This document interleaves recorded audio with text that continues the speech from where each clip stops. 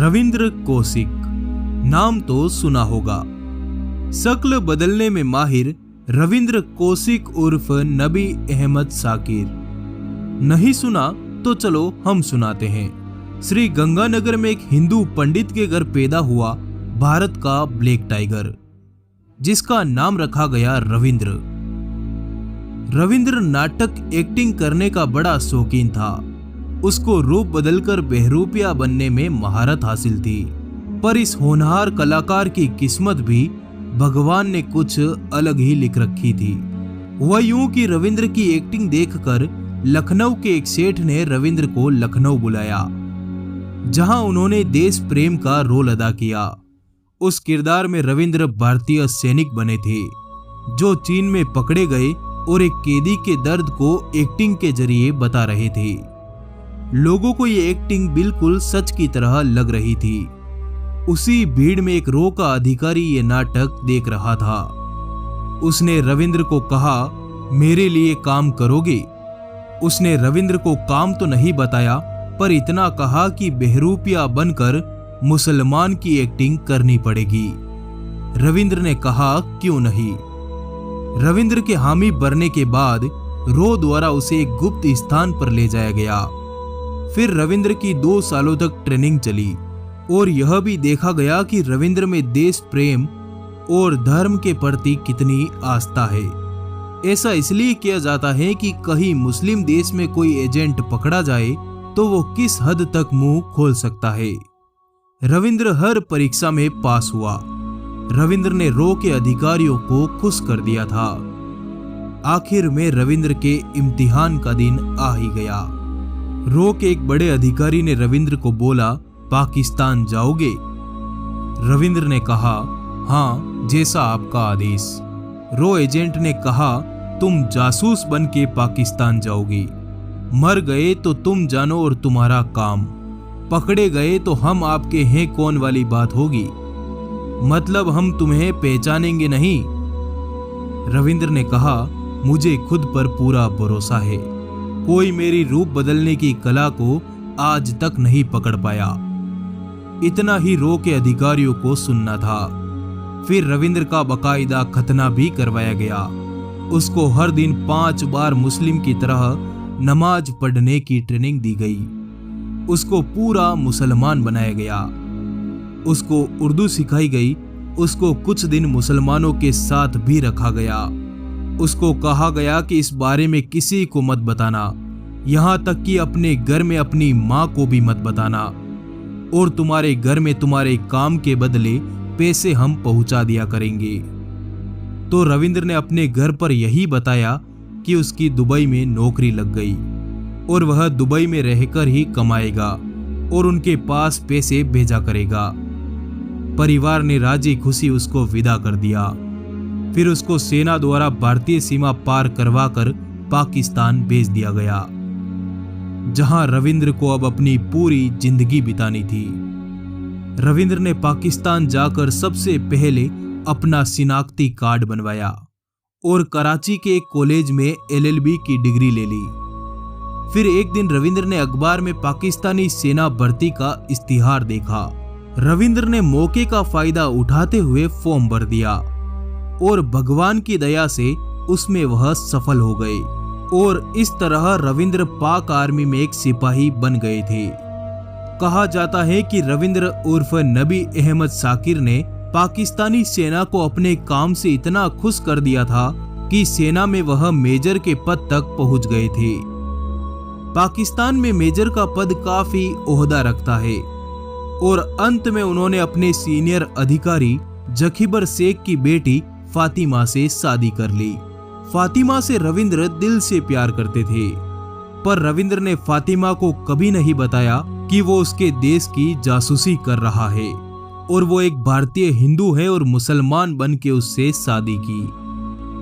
शादी करना रो में बेहद जरूरी है, क्योंकि कभी किसी को यह शक नहीं होगा कि यह व्यक्ति विदेशी है, क्योंकि शादी के बाद उसके रिश्तेदार पाकिस्तान में भी हो जाएंगे।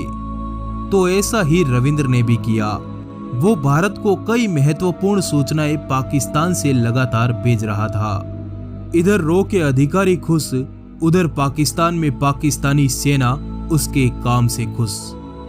सब बढ़िया चल रहा था, पर तत्कालीन भारत सरकार से एक बहुत बड़ी चूक हो गई। हुआ यूं कि कांग्रेस की सरकार चाहती थी कि रविंद्र की सहायता के लिए एक और आदमी पाकिस्तान भेजा जाए।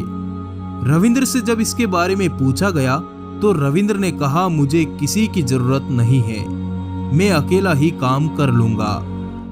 पर तत्कालीन भारत सरकार के दबाव में रविंद्र को हामी भरनी पड़ी। फिर एक और रॉ के एजेंट को रविंद्र की मदद के लिए पाकिस्तान रवाना कर दिया गया। उस एजेंट ने भारत बॉर्डर तो पार कर लिया, पर सीमा पार रुक गया एक होटल पर चाय पीने, जहां कुछ पाकिस्तानी सैनिक पहले से बैठे थे। उन सैनिकों को इस एजेंट की बोलचाल से उस पर शक हो गया। सैनिकों ने उस एजेंट को पकड़ लिया और उससे पूछा कि कौन हो तुम। इस पर उस अनट्रेंड मूर्ख एजेंट ने बोला, भारत से आया हूं मेरे दोस्त से मिलने। पर दोस्तों समय ही खराब था। उनमें से एक ने कहा, बता कौन है तेरा दोस्त, नहीं तो गोली से उड़ा दूंगा। इतना सुनते ही वह रॉ का एजेंट शुरू हो गया। बोला कि मैं रॉ का एजेंट हूं, यहां पहले से मौजूद रॉ के एजेंट की मदद करने आया हूं, जो आपकी सेना में मेजर हैं, जिसने आपके देश में हिंदू होते हुए भी मुस्लिम लड़की से शादी की। ये सब उसने बोल दिया। पाकिस्तानी सैनिक एकदम हक्का बक्का रह गए। सेना के एक सैनिक ने कहा, तुम उससे कहां पर मिलने वाले थे? उससे उसी प्लान के मुताबिक मिलो, पर उसे शक नहीं होना चाहिए।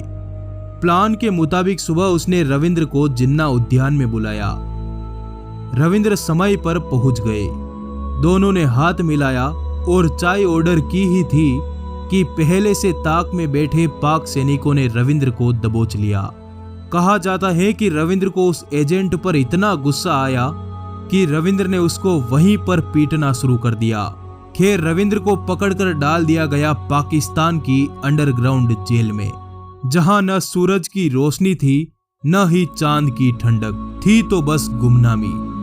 कहते हैं कि अगले 12 दिनों तक रविंद्र को उसी बैरक में बिना खाने के रखा गया। रविंद्र के लिए जेल की बैरक के ऊपर से पानी डाला जाता था, उतना ही जिससे कि वह जीवित रह सके। रविंद्र जेल में चाट चाट कर पानी पीते थे। 12 दिन बाद रविंद्र को अदालत में पेश किया गया, जहां उन्हें फांसी की सजा सुनाई गई। पर पाकिस्तान के कुछ मानवाधिकार संस्थाओं ने इस फांसी को उम्र कैद में तब्दील करवा दिया। रविंद्र को 12 दिन तक उस गुप्त कमरे में बंद रखने से रविंद्र को हृदय की बीमारी हो गई थी, जिसका न तो पाकिस्तान की जेल ने इलाज करवाया और न ही उन्होंने इसका हाल जानना चाहा। रविंद्र को अब रोज सुबह से शाम खाने में पिटाई, भयंकर पिटाई के अलावा कुछ नहीं मिलता। इस बीच रविंद्र अपने घर पर खत भी लिखा करता था, जो खत आज भी उसके घर पर मौजूद हैं, जिसमें रविंद्र लिखा करता था कि मैं कोई दुबई वुबई कमाने नहीं गया, मैं जासूसी करने पाकिस्तान गया, जहां मुझे भारत सरकार की गलती के कारण धर लिया गया। मैं तो भारत सरकार के लिए ही इस पराए मुल्क में आया। मैंने उनको कई सारी जानकारियां दी। मैंने उनको सन 71 के युद्ध को जीतने में बहुत सहायता की। इंदिरा गांधी ने मुझे ब्लैक टाइगर की उपाधि दी। अब मुझे टीबी और हृदय रोग हो गया है, जिसका इलाज इस मुल्क में कहीं नहीं है। मुझे बचा लो, मैं भारत की जमीन पर मरना चाहता हूं। रविंद्र के पिता बार बार भारत के नेताओं से मिलते रहे। नेताओं ने इतना ही कहा कि उसने हमारे साथ एग्रीमेंट साइन किया है कि पकड़ा गया तो उसकी कोई सहायता नहीं होगी, और हम दुनिया में भारत का नाम खराब नहीं करना चाहते। और अंत में साल 2001 में पाकिस्तान का टॉर्चर सहते सहते रविंद्र ने पाकिस्तान की जेल में ही प्राण त्याग दिए। भारत सरकार ने रविंद्र का शव लेने से भी इनकार कर दिया। दोस्तों, पाकिस्तान की नीचता भी गजब है। उन लोगों ने रविंद्र का शव कचरे के साथ जला दिया। कहा जाता है कि रविंद्र की मुस्लिम पत्नी भी उससे मिलने एक बार जेल आई थी। उसने बस यही पूछा क्यों किया मेरे साथ ऐसा? रविंद्र का जवाब था, मेरे देश के लिए। फिर वो उससे मिलने कभी नहीं आई। रविंद्र और उस मुस्लिम महिला का एक बेटा भी है जो पाकिस्तान में ही रहता है। दोस्तों, रविंद्र इतना महान रूप बदलू था कि वो पाकिस्तानी फौज में मेजर रहते हुए भी 5 बार अपने परिवार से मिलने भारत आया और ऐसे छुट्टियां बिताई जैसे कि कोई भारतीय फौजी अपने घर पर छुट्टियां बिताने आता हो। पर कभी पाकिस्तान को उस पर शक नहीं हुआ। बस तत्कालीन भारत सरकार की एक छोटी सी गलती रविंद्र को ले डूबी। अगर वो गलती न होती तो मैं दावे से कहता हूं आज तक रविंद्र पकड़ में नहीं आता और भारत को कई सूचनाएं मिलती रहती। तो दोस्तों, ऐसे महान वीरों के लिए एक लाइक तो बनता है।